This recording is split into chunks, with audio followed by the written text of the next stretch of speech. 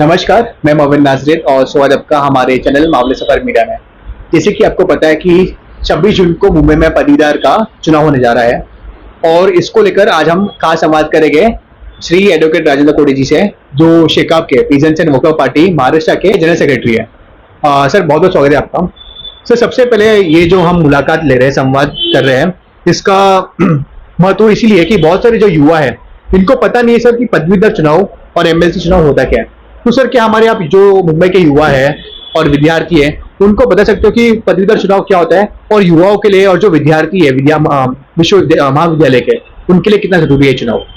राष्ट्र के में जैसा विधानसभा यानी असेंबली है, उसी तरीके से विधान परिषद यानी काउंसिल होता है। काउंसिल में कुल मिलाकर 78 मेंबर होते हैं, जिसमें महाराष्ट्र में जो 7 डिवीजन हैं, तो वो 7 डिवीजन से 7 शिक्षक यानी टीचर्स और 7 जो है वो पदवीधर यानी ग्रेजुएट लोग चुन के आते हैं। फिर स्थानिक स्वराज्य संस्था जो है वहां से कुछ लोग चुन के जाते हैं। कुछ लोग जो है वो राज्यपाल के ओर से नॉमिनेटेड होते हैं, और कुछ जो विधानसभा है उस विधानसभा से चुन के जाते हैं। और ये विधान परिषद जो है उसको अपर हाउस कहा जाता है। मतलब समाज के अंदर कुछ ऐसे तबके के लोग रहते हैं जो जनरल इलेक्शन लड़कर चुन के नहीं जा सकते, लेकिन उनका जो ज्ञान है, उनका जो नॉलेज है, उनका जो अनुभव है, वो अनुभव जो है कानून बनाने के अंदर काम आए, इसलिए इस हाउस का निर्माण किया गया है। और ये हाउस जो है वो कभी भी खंडित नहीं होता, कभी भी डिजॉल्व नहीं होता, वो निरंतर चलता रहता है। अभी ये जो ग्रेजुएट कॉन्स्टिट्यूंसी का इलेक्शन है उसके बारे में बहुत से लोगों को मालूम नहीं होता, ये बात एकदम सही है। पिछले बार भी मेरे ख्याल से लगभग 70,000 लोगों ने अपना पंजीकरण करवाया था, रजिस्ट्रेशन करवाया था, और इस साल थोड़ी उसमें बढ़त हुई है। 1 लाख के दरमियान जो है वो उनका रजिस्ट्रेशन हो गया है, लेकिन ये संख्या भी मुंबई की कुल आबादी को देखते हुए बहुत ही कम है।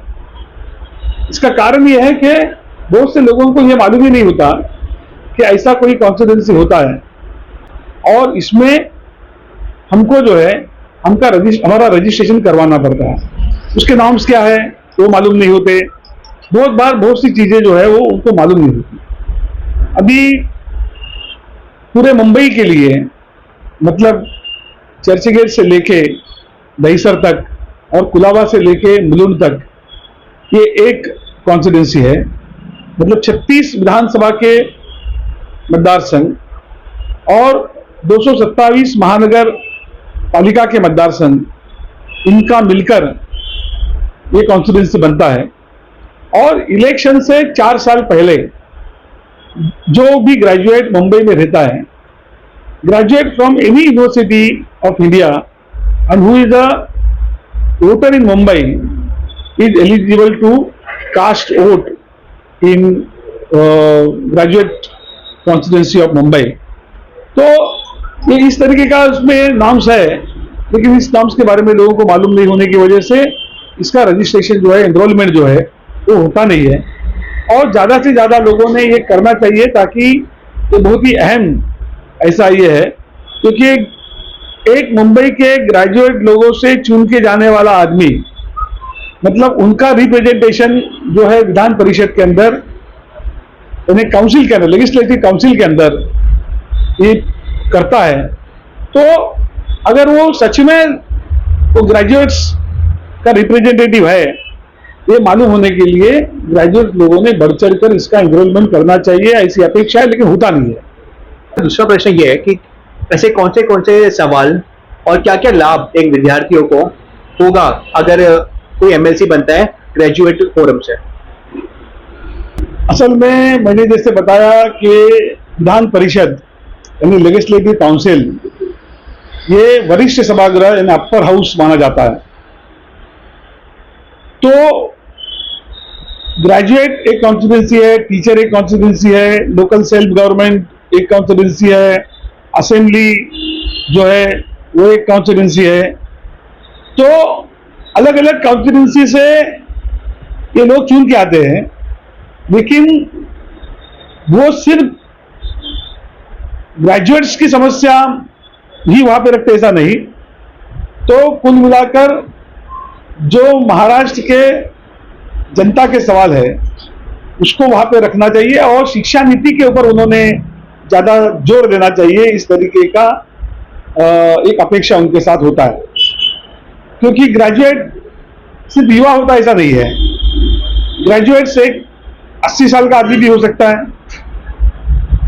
और ग्रेजुएट जो है वो एक 25-30 साल का जो युवा है वो भी हो सकता है। लेकिन ये ग्रेजुएट लोग मतलब हमारे यहाँ पर जहाँ पर साक्षरता ही 100% नहीं है, ऐसे वक्त में ग्रेजुएट लोगों की जिम्मेदारी यानी एक एजुकेटेड समाज की जिम्मेदारी और उस समाज के प्रतिनिधि की जिम्मेदारी जो है इस देश में शिक्षा नीति किस तरीके से हो और इस देश में शिक्षा का अधिकार जो है वो जनता तक किस तरीके से पहुंचे, ये देखना उसकी प्राथमिकता है। और साथ ही में एक शिक्षित लोगों का प्रतिनिधि होने के नाते उसने ये भी देखना चाहिए कि कुल मिलाकर विधान परिषद का एक अपर हाउस का जो काम है वो काम जो है ठीक चलता है या नहीं, और उसको दिशा देने का, उसको एक डायरेक्शन देने का काम भी उसके साथ अपेक्षित है। क्योंकि सबसे पढ़े लिखे लोगों का वो प्रतिनिधि होता है, तो उसमें विधानसभा और विधान परिषद के अंदर कानून बनता है, तो कानून बनते वक्त भी अपनी भूमिका जो है उस भूमिका को उसने निभाना चाहिए। इस तरीके की अपेक्षा इस मतदार संघ के प्रतिनिधि से होती है। लेकिन हम देखते हैं कि भाई अपेक्षा तो बहुत होती है, होता क्या है, तो ये इलेक्शन के अंदर भी लोगों ने उसी तरीके के उम्मीदवार को चुन के देना चाहिए जो उम्मीदवार इस तरीके की अपेक्षाओं को खरा उतरेगा। हाल ही में लोकसभा चुनाव का रिजल्ट आया और महाविकास आघाड़ी को बहुत ही बेहतरीन जीत महाराष्ट्र में मिला है। तो ये एमएलसी का पहला चुनाव है जहां पर इंडिया अलायंस महाविकास आघाड़ी साथ में लड़ने वाली है। तो सर कैसा तैयारी चालू है मुंबई में? देखिए, यहाँ पर अभी मुंबई में शिक्षक और पदवीधर ये दोनों कॉन्स्टिट्यूंसी से इलेक्शन होने वाले हैं आने वाले 26 जून को। और शिक्षक मतदार संघ में और पदवीधर मतदार संघ में दोनों जगह पर शिवसेना के उम्मीदवार है, वो महाविकास आघाड़ी के उम्मीदवार है।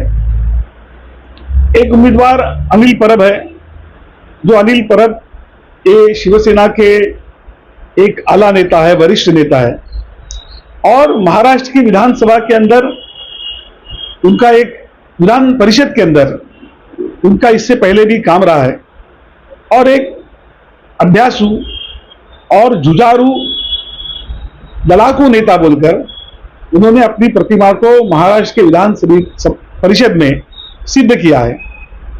और वो अभी इस वक्त मुंबई पदवीधर मतदार संघ से चुनाव लड़ रहे हैं। शिवसेना की ताकत इस कॉन्स्टिट्यूंसी के अंदर बहुत ज्यादा है, एनरोलमेंट भी उनका बहुत अच्छा है, एक संगठनात्मक ताकत और काम करने का तरीका उनके पास है, उनके पास अनुभव है, और इसलिए शिवसेना का उम्मीदवार जाहिर होना यानी उसका जीत जाना, इस तरीके का वातावरण आज तक के चुनाव में रहा है। और मुझे लगता है कि जिनका नाम किसी को मालूम नहीं था ऐसे उम्मीदवार भी चुन के आए हैं शिवसेना का उम्मीदवार बोलकर।